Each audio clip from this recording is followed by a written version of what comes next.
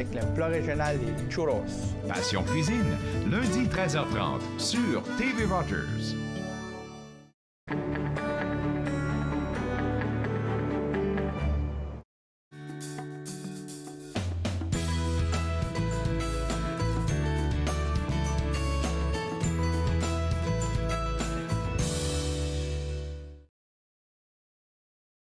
Nous exclusivement sur les ondes de TV Rogers. Je suis Claude Andrea Bonny. Je me ferai un réel plaisir de passer la prochaine demi-heure avec vous. À vous dire vrai, j'ai réfléchi à quel poisson d'avril j'aurais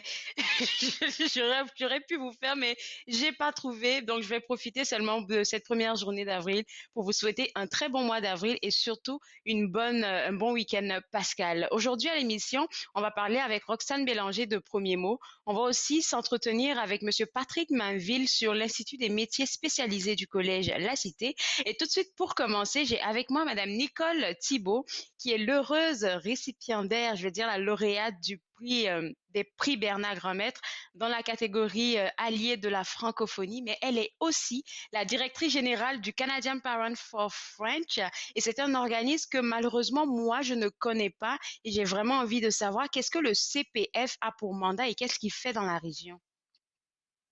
Alors, bonjour.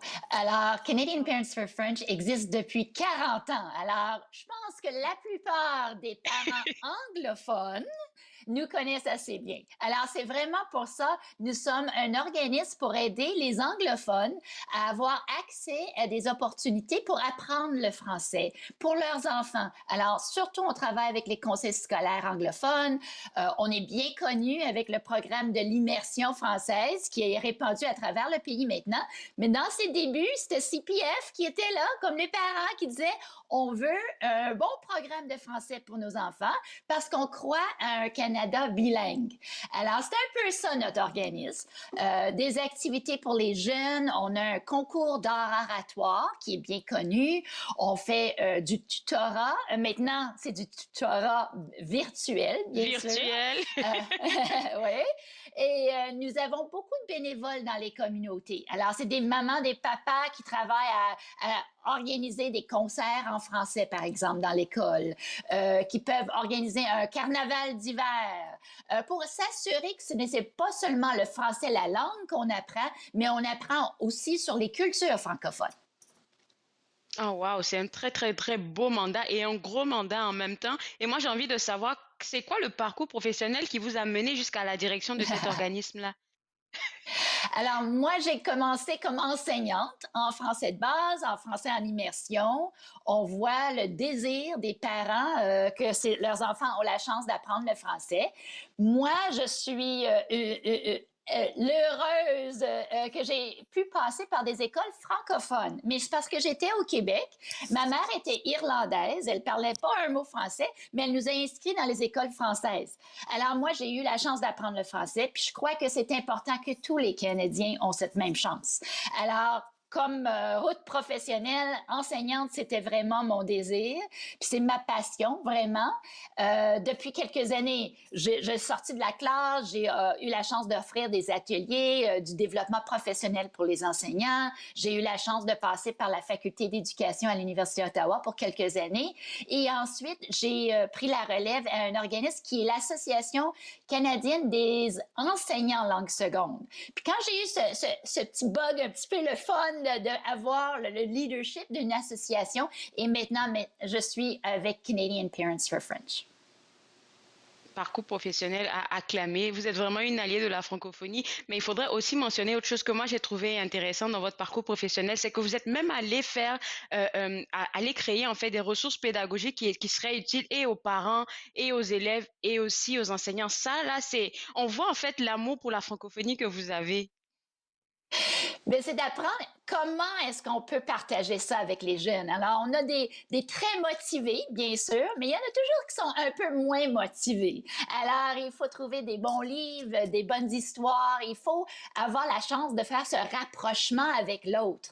Alors, je pense que c'est vraiment ça. En français langue seconde, c'est de faire ce rapprochement puis découvrir la francophone, découvrir notre voisin, découvrir notre cousin, découvrir quelqu'un qu'on ne connaissait pas, mais là, on voit les ressemblances, on voit les choses qu'on a qui nous intéressent, qui nous rassemblent.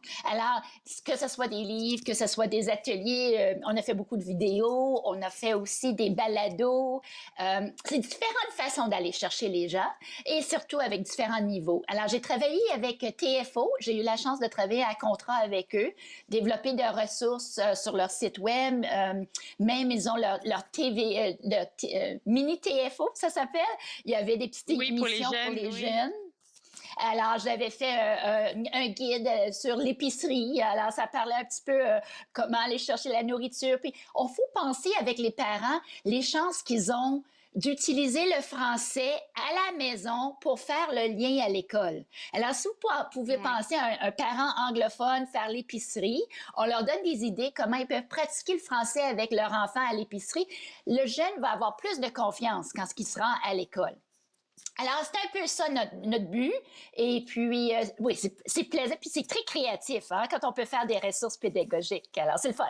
Mais c'est vrai, en plus, tellement de projets que vous avez menés là. Pourquoi moi, je veux qu'on en parle comme davantage. Pourquoi? Pour que les gens réalisent à quel point être un allié de la francophonie, ça a aussi son fort. Et puis, vous avez été reconnu pour ça là. Donc, j'aimerais vraiment qu'on mentionne carrément la majorité des affaires que vous avez faites. Je vais revenir à un projet qui est tout récent, je pense, le projet avec Ottawa Bilingue. Vous avez travaillé avec le Centre de ressources des familles militaires de la capitale nationale. C'est-à-dire que vous sortez carrément du contexte, on va dire, éducatif pour aller vraiment vers des familles qui, je vais dire, qui sont anglophones, mais qui sont dans un autre domaine.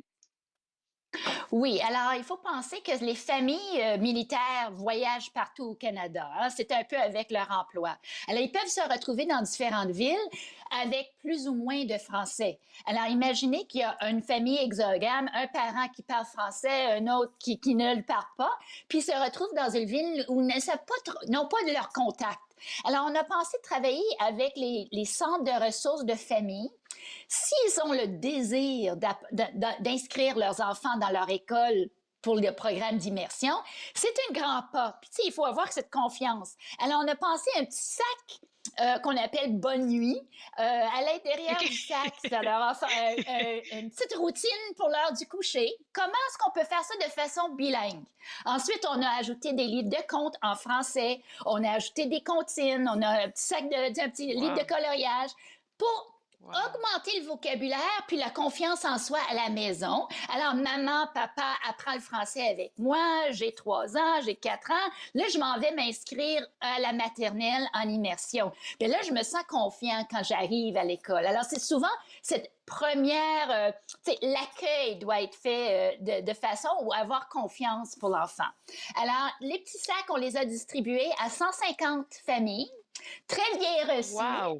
On a fait ça au mois de février. Et la raison pour le mois de février, c'est que c'est là où les parents doivent prendre cette décision. Est-ce qu'ils vont inscrire leur enfant en anglais? Dans le conseil anglophone, il y a le programme en anglais avec un petit peu de français, ou est-ce qu'ils vont s'inscrire C'est en une vraie immersion campagne, française? Alors, il faut aller les chercher. C'est une vraie campagne. Alors, on espère qu'on va voir de plus en plus de jeunes, de familles avec leurs jeunes qui sont inscrits puis qui se sentent confiants avec leurs décisions. Parce que c'est une grosse décision. Vous pouvez imaginer si le parent ne parle pas français. C'est sûr que le programme est fait pour ça. Alors, on est là pour un soutien des parents. Tout ça mais quand même, c'est quand même une grande étape d'envoyer notre petit bébé, notre petit enfant, là, le premier les pas à l'école et les mettre dans un programme qui est en français entièrement. Alors, c'est un début, un petit projet. On espère ensuite faire les sacs et les distribuer dans tous les centres de ressources de familles militaires à travers le pays. Alors ça, c'est mon but là, pour la prochaine année. Qui dit que seul on va vite, mais ensemble on va plus loin. J'ai vu sur votre site web que vous êtes aussi à la recherche de bénévoles, donc des gens qui aiment le français, qui ont envie de aussi participer à aider des parents anglophones à comprendre mieux le français ou à vraiment aimer la langue. Vous avez besoin de bénévoles en ce moment. Absolument. Surtout pendant la pandémie, j'imagine que vous avez entendu dans les nouvelles, il y a certains conseils scolaires au printemps qui se sont dit, mais là, on va faire virer en virtuel et on ne peut pas offrir nos programmes en français. Imaginez. Alors, un jeune qui avait commencé, puis là, tout à coup, le conseil scolaire ne pouvait pas offrir le cours. Ça s'est amélioré Non. cet automne. Ils ont pu le remettre en place parce qu'il y avait un peu plus de temps, mais nous avons démarré tout de suite notre programme de tutorat virtuel.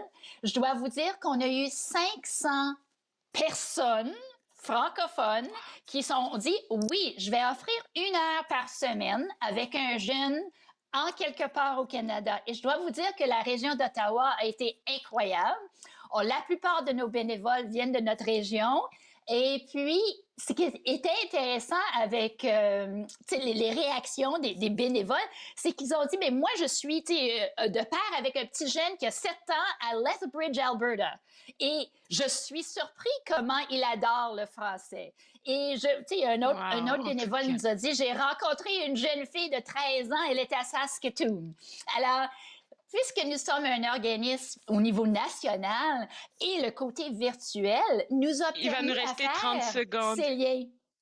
Ils nous ont Alors, ce vraiment qu'on va ça. faire, c'est qu'on va vous recontacter pour pouvoir avoir accès à toutes les ressources que vous avez pour pouvoir mieux en discuter. Merci beaucoup, Madame Oui, Thibault, et vraiment ça fait plaisir. félicitations. C'est un prix que vous avez amplement mérité. Bonne journée. Merci beaucoup. Alors, pour vous autres à la maison, www.cpf.ca, c'est le site web de cet organisme si vous avez envie de donner un coup de main. Est-ce que vous avez déjà pensé à travailler dans un domaine, le domaine des métiers spécialisés? Je me dis que beaucoup de personnes ne sont pas au courant qu'il y a des avantages à travailler dans ces domaines-là. Et pour en parler ce matin, j'ai avec moi Monsieur Patrick Mainville, qui est le directeur de l'Institut des métiers spécialisés du Collège La Cité. Et Monsieur Mainville, tout de suite, là, j'ai envie de vous demander, quand on parle de métiers spécialisés, à quoi on fait allusion? Alors, bon matin à toi. Merci de m'accueillir ce matin à l'émission. Donc, effectivement, les métiers spécialisés en Ontario sont répartis dans 4 grands secteurs ou 4 grandes familles. Donc, on connaît bien les métiers traditionnels de la construction, donc tout ce qui a lieu avec la mécanique du bâtiment, la charpenterie, l'électricité, la plomberie, etc. Les 3 autres secteurs, donc le secteur industriel, donc les métiers spécialisés comprennent les soudeurs, les machinistes, les mécaniciens monteurs industriels, etc. Il y a aussi le secteur des forces motrices, donc tout appareil qu'on retrouve un moteur, donc l'entretien automobile, la mécanique automobile, les camions, les motos marines, les voitures, les autocars, etc. Et le dernier secteur qui est souvent oublié, c'est le secteur des services. Donc la coiffure, les praticiens, praticiennes du développement de l'enfant, les chefs, la cuisine et tout ça. Donc le secteur des services fait aussi partie des métiers spécialisés en Ontario. Wow! Et il y a plein de mythes, là, vous serez d'accord avec moi pour dire ça, qu'il y a plein de mythes qui tournent autour des métiers spécialisés. Moi, je pensais simplement que c'était, on va dire, de mon côté, parce que d'où je viens, c'est comme ça que les gens réfléchissent. Il y a beaucoup de personnes qui pensent que exercer une profession, c'est vraiment mieux, 10 fois mieux que d'exercer un métier spécialisé. Effectivement, il y a beaucoup de mythes, il y a beaucoup de fausses perceptions, il y a beaucoup de stigmas qui entourent les métiers spécialisés. Je me suis donné comme mission, comme directeur de l'Institut des métiers spécialisés, de défaire les fausses perceptions, les stigmas et de vraiment bien éduquer les gens qui travaillent avec nos enfants dans les écoles, les parents surtout, qui vont aiguiller et orienter leurs enfants vers leur cheminement. Donc, des destinations postsecondaires, donc après le secondaire, il y a beaucoup plus que le collège et l'université. Il y a aussi les métiers spécialisés. Il y a un programme, entre autres, qui existe pour défaire un peu les perceptions puis encourager les jeunes à considérer les métiers spécialisés. Donc, dès la 11e et la 12e année au secondaire, nos enfants puissent faire l'exploration d'un métier spécialisé via le programme PAJO. PAJO est un acronyme, donc Programme d'apprentissage pour les jeunes de l'Ontario. Donc, ça inclut évidemment des stages coopératifs, mais aussi un premier niveau, un premier bloc de formation dans un des métiers spécialisés qui est offert chez nous au Collège La Cité. Donc, effectivement, les métiers spécialisés sont aussi une voie d'avenir. Effectivement, la livraison est un peu différente des études traditionnelles collégiales universitaires. Donc, on apprend à tous les jours sur le marché du travail avec son parrain. Donc, nous sommes un apprenti et nous complétons la majorité partie de notre formation avec notre employeur. Le gros avantage, c'est qu'on est rémunéré pour apprendre, comparément à être assis sur des bancs d'école, au collège, à l'université. Et c'est une alternance travail-études. Donc, à 2 ou 3 reprises, l'apprenti vient au collège La Cité faire des blocs ou des niveaux de formation.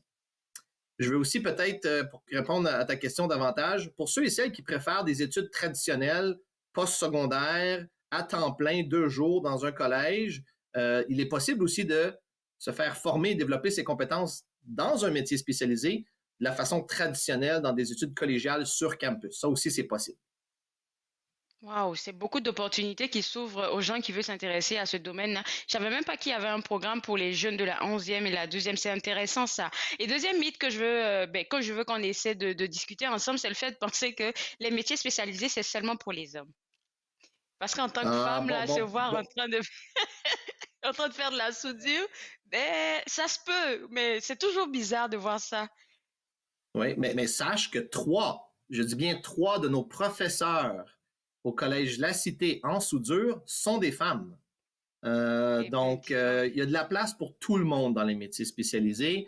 Nous sommes en 2021. Il faut vraiment mettre derrière nous ce qui s'est fait auparavant dans la société. Les métiers spécialisés sont inclusifs, que ce soit la charpenterie, la menuiserie, la soudure, la plomberie, l'électricité, la mécanique automobile. On a plusieurs femmes qui viennent étudier dans le domaine de la mécanique automobile. Donc, il y a de la place pour tout le monde. Tout le monde est accepté, tout le monde est inclus. La technologie aujourd'hui est intégrée dans tous les métiers spécialisés. La technologie est au cœur des C'est métiers vrai, spécialisés. Donc, c'est vrai. ça change aussi la perception des jeunes qui disent, ben, les métiers spécialisés, bon, c'est sale, c'est dur, c'est physique. Au contraire, la technologie vient éliminer certains de ces obstacles-là, ces défis. Et de plus en plus, ce sont des environnements qui sont très propres, qui sont à la fine pointe. Et j'invite tous les gens à venir visiter nos ateliers, notre campus à Orléans, ainsi qu'à Ottawa, parce que nos ateliers sont à la fine pointe de la technologie. On a une visite guidée virtuelle qui est disponible sur le site web du collège.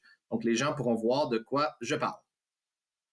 Oui, c'est vrai, je peux témoigner que j'ai vu des outils vraiment extraordinaires pour les gens des métiers parce que j'étais en visite, là, je fouinais un peu au collège, fait que j'ai vu de très belles salles avec tout l'équipement parfait pour pouvoir mieux suivre les cours. Selon vous, quelles sont les aptitudes que quelqu'un qui veut se lancer en métier spécialisé devrait avoir? Donc, on cherche des gens qui sont principalement ponctuels, parce que la construction fonctionne avec des heures très précises. Oui, Euh, c'est on ça. cherche des gens aussi qui sont très curieux et très débrouillards, parce qu'il y a beaucoup on développe ses compétences avec des défis, avec des résolutions de problèmes, avec des projets. Donc, c'est essai-erreur. Puis, je vous dirais, des gens qui sont curieux et débrouillards, ce sont des compétences qu'on cherche davantage. Ça prend quand même des bases solides dans le domaine de la mathématique, peut-être dans certains domaines de la science. Donc, encore une fois, une fausse perception. Donc, si vous avez des bonnes connaissances en mathématiques et dans le domaine des sciences, vous allez bien réussir dans le domaine des métiers spécialisés. Mais si ce n'est pas quelque chose qui est déjà acquis pour vous, soyez rassurés, on va développer ces compétences-là pour vous pendant nos programmes d'études aussi. Vous allez suivre une formation excellente, vous allez bien réussir votre cursus scolaire. Ensuite de ça, vous allez gagner plein de sous parce qu'il y a une pénurie en fait dans ces différents domaines-là. On peut trouver du travail facilement. Donc les gens l'oublient un peu. Tout à fait. C'est un très bon point. Effectivement, les salaires sont très, très alléchants. On a souvent des apprentis qui arrivent à la fin de leur programme de formation qui gagnent déjà 50, 60, 70 et même plus de 70 000 par année et sont encore apprentis. Donc, il leur reste quelques compétences à développer pour aller chercher leur certificat de qualification. Donc, c'est des gens quand même qui travaillent fort, qui travaillent de longues heures, mais c'est très valorisant de compléter des projets d'infrastructure importants dans notre communauté. C'est aussi stimulant. À tous les jours, vous travaillez avec différents ouvriers de d'autres métiers, de d'autres carrières, des professionnels sur des grands projets. Donc, les métiers spécialisés, c'est payant, c'est valorisant et c'est stimulant. Et il y a une journée porte ouverte qui s'en vient le 8 avril prochain. On va inviter les gens à visiter le site web. Merci beaucoup de votre générosité, Monsieur Mainville. Bonne journée. Merci beaucoup. Alors, pour vous autres à la maison intéressés par les métiers spécialisés, www.collegelacité.ca et n'oubliez pas, il y a des journées portes ouvertes qui s'en viennent le jeudi 8 avril prochain.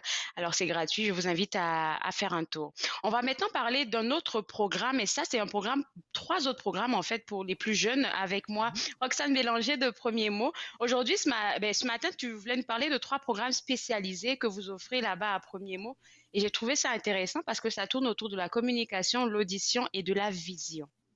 Oui, c'est ça. Alors souvent, moi, je suis invitée comme orthophoniste, pour représenter le programme Premier mot, mais nous avons 2 programmes sœurs, si vous voulez, qui traitent aussi de l'intervention précoce. On sait qu'il y a plein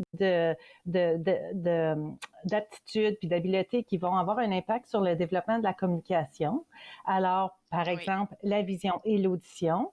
L'audition particulièrement est hyper importante pour développer le langage. Alors, je pensais qu'on pourrait peut-être parler des 3 programmes pour pouvoir faire le tour puis donner des options aux familles. Le programme Premier mot, on va parler de celui-là en premier parce que tu représentes Premier mot aussi là C'est ça. directement. Puis on en parle souvent de qu'est-ce que vous offrez, mais ça n'arrête jamais. Vous avez tout le temps de nouvelles ressources à partager avec nous autres. Exactement. Alors nous, on a un profil un petit peu là, particulier parce qu'on a une équipe clinique puis une équipe en promotion de santé. Alors, les parents qui veulent avoir des services pour leurs enfants, s'ils pensent que leurs enfants ne réussissent pas là, à suivre les étapes de développement du langage, peuvent aller faire le bilan de la communication, qui est un dépistage en ligne sur notre site web. Et ça va indiquer aux parents si l'enfant réussit bien ou si l'enfant a besoin de l'aide. Et à ce moment-là, le parent peut référer tout de suite à notre équipe clinique. Par la suite, les parents... Mais il va y avoir aussi un appel qui va leur être lancé pour venir pour une évaluation des habiletés de l'enfant et par la suite des services d'intervention de thérapie pour aller améliorer, aller développer les habiletés de langage. Mais on a aussi plein d'autres activités ou ressources que les parents peuvent prendre sur le site web. Alors, on a beaucoup de webinaires. Je vous invite, là, les parents, à aller vérifier, là, à aller regarder les webinaires qu'on a. Et par exemple, on a un sur les livres, un sur le bilinguisme et un particulièrement sur les stratégies à utiliser pendant qu'on attend notre rendez-vous d'évaluation ou de thérapie. On a aussi un compte Instagram pour donner des idées aux parents. Puis regardez les parents cette semaine. Aujourd'hui, je vous ai mis un petit avis là, sur les poissons d'avril. Alors, comment c'est important là, d'utiliser des activités toutes simples comme les poissons d'avril pour encourager là, à développer le langage, les habiletés à rire ensemble. Quelles sont des farces qui sont des bonnes farces inoffensives et quelles farces on peut mettre de côté. Mais c'est un petit peu ça, là, c'est d'essayer de donner des outils aux parents pour dépister les problèmes de langage, savoir où référer pour obtenir des services, puis ensuite l'ensemble des ressources qui sont disponibles pour eux autres quand ils attendent ou s'ils veulent tout simplement savoir comment mieux développer la parole puis le langage de leur enfant. Alors ça, c'est notre premier programme. C'est ça, le premier programme, ce que j'aime bien, c'est que tout ce que tu viens de donner comme ressources, là, la majorité sont quand même gratuites jusqu'à ce qu'on arrive, on va dire, à avoir je vais dire l'intervenant ou l'intervenante pour pouvoir avoir une discussion, mais tout ça, c'est gratuit. Au complet, Ouais. c'est ça. OK. Alors, le deuxième programme, c'est le dépistage néonatal des troubles auditifs. Ça, là, je trouve que c'est important. Oui, exactement. Alors, la province a décidé là, de mettre en place un dépistage universel pour tous les enfants qui naissent en Ontario. Alors, ce qu'on sait aura possiblement une perte d'audition. Et comme on sait, l'audition est cruciale pour le développement de la communication, on veut dépister le plus tôt possible. Alors, le dépistage, il y a 2 parties à ce dépistage-là. Les parents après la naissance de leur enfant, vont être appelés dans les 4 prochains jours pour obtenir un consentement pour un dépistage à partir de l'échantillon de sang qui est fait à l'hôpital. Alors, chaque bébé qui est né, il y a un petit échantillon de sang qui est pris à la naissance. La province regarde pour un ensemble de difficultés. Ça fait longtemps que ça existe, ça. Mais ils ont ajouté la possibilité de faire tester pour le virus cytomégalovirus qui a un impact sur le développement de l'audition. Et si on est capable de dépister la présence de ce virus-là dans le sang de l'enfant, on peut tout de suite agir puis avoir des médicaments, des antibiotiques pour réduire son impact. Ce virus-là particulièrement va causer une perte d'audition, va affecter l'audition. Donc, on veut essayer de le dépister le plus tôt possible. Alors, les parents reçoivent un appel pour demander est-ce que vous consentez à ce que l'échantillon de sang qui a été pris, là, ça a déjà été pris à la naissance, qu'on puisse tester pour la présence de ce virus-là? Et à ce moment-là, ils vont aussi établir un dépistage de l'audition d'ici l'âge de 2 mois. C'est super important de faire ce dépistage-là avant que l'enfant ait 2 mois. Oui. Et si les parents n'ont super, pas eu alors. d'appel encore, oui, ils peuvent regarder sur le site web de Premier Mot. Il y a un petit onglet audition, OK. puis ils peuvent avoir les numéros de téléphone. OK, super. C'était ça ma question, de savoir si on n'a pas reçu le test, qu'est-ce qu'on doit d'appel, qu'est-ce qu'on doit faire. Mais merci pour ta réponse. Le troisième programme dont on va parler maintenant, c'est le programme d'intervention précoce auprès des enfants aveugles. C'est ça. Alors, les parents qui ont des inquiétudes ou que leur enfant a un problème de vision peuvent appeler et demander de parler à quelqu'un, voir s'il serait éligible pour ce service-là. C'est jusqu'à l'entrée à l'école ou jusqu'à temps que l'enfant ait 6 ans, s'il n'a pas été à l'école là, cette année. Et puis, il y a 2 services qu'on peut avoir. La travailleuse qui est une intervenante en soutien familial et des conseillères spécialisées en basse vision et cécité. Alors, la travailleuse, elle, va aider le parent, appuyer le parent dans différentes démarches, la transition à l'école, obtenir des services financiers, peut-être essayer d'aller voir des services communautaires dans la région. Et les conseillères vont faire des visites à la maison pour développer des habiletés générales associées à la vision, qui vont aider l'enfant à apprendre, à se déplacer, à développer son langage, même s'il souffre de basse vision ou de cécité. Et encore là, toute cette information-là est sur le site web de Premier Mot, sous l'onglet Vision, en dessous de nos services. Alors, on est vraiment 3 programmes là, qui ciblent vraiment les enfants 0-5 ans, 0-6 ans, pour leur permettre d'avoir le plus de potentiel de réussite par la suite. Et c'est en travaillant avec les familles que nous obtenons là, des bons résultats. Wow, vous faites un excellent travail là, parce que quand je pense au programme d'intervention précoce là pour les enfants aveugles, je me dis mieux, c'est vrai que c'est une situation difficile, mais mieux on est préparé, mieux ça va, parce que si on tombe dedans comme ça, on se dit ok, c'est quoi que je fais pour mon enfant, mais avec ce genre de ressources là, plus gratuit là, c'est Exactement. Puis si les parents s'inquiètent, là, ils peuvent aller remplir le formulaire en ligne puis faire une demande. Les activités puis les objectifs qu'ils choisissent avec les familles sont vraiment des objectifs concrets et ça peut faire toute la différence dans le développement de l'enfant. Merci beaucoup, Roxane. On va inviter les gens à vous rejoindre au www.premiermot.ca parce que là-bas, il y a des ressources et comme tu l'as mentionné, vous êtes maintenant sur Instagram, fait qu'il y a aussi des ressources sur les médias sociaux. Merci et puis bon week-end, Pascal, à toi. Merci à vous. Au revoir. Alors, 3 programmes que moi je trouve super intéressants qui concernent la communication, l'audition et la vision de votre enfant. Si vous pensez que vous avez besoin d'aide par rapport à ça, www.premiermot.ca, c'est le site web à visiter. Moi, je me suis fait le plaisir de passer cette demi-heure avec vous. J'aimerais vous souhaiter un excellent week-end, Pascal. Passez de bons moments avec votre famille, ceux que vous avez à la maison. N'oubliez pas qu'on peut toujours faire des FaceTime, des rencontres Zoom pour pouvoir rejoindre toute notre famille partout au Canada. Et demain, vendredi, il y aura une reprise. Nous ne serons pas là, mais lundi, on sera de retour avec de nouveaux invités. Alors, on se dit à lundi et encore une fois, bon week-end, Pascal. Au revoir.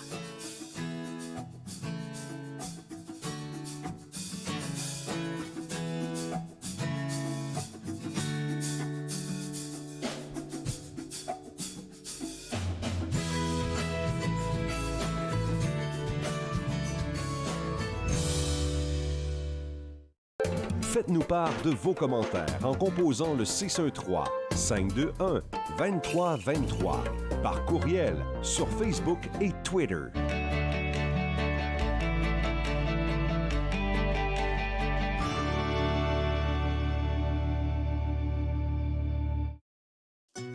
À Encore Jeune, cette semaine, nous poursuivons bien sûr notre recherche de gens qui s'occupent de notre santé. L'hypertension pulmonaire. Est-ce que vous connaissez? Sinon, soyez des nôtres. Encore jeune, dimanche 19h sur TV Rogers. Les commerces, les restaurants et les services locaux d'Ottawa font partie importante de notre tissu urbain. Nous pouvons les aider en ces temps difficiles. Commandez chez eux en ligne, achetez des chèques cadeaux à utiliser plus tard, commandez des repas à emporter ou à livrer, démontrez votre soutien sur les réseaux sociaux. S'il vous plaît, faites-le aujourd'hui. En savoir plus, visitez ottawa.ca/acheter local. Vous voyez, les arbres sont pas mal gris, sont au loin. Alors, ça donne la distance. Ça les pousse en arrière. Le peintre des 4 saisons, mercredi 19h30 sur TV Rogers.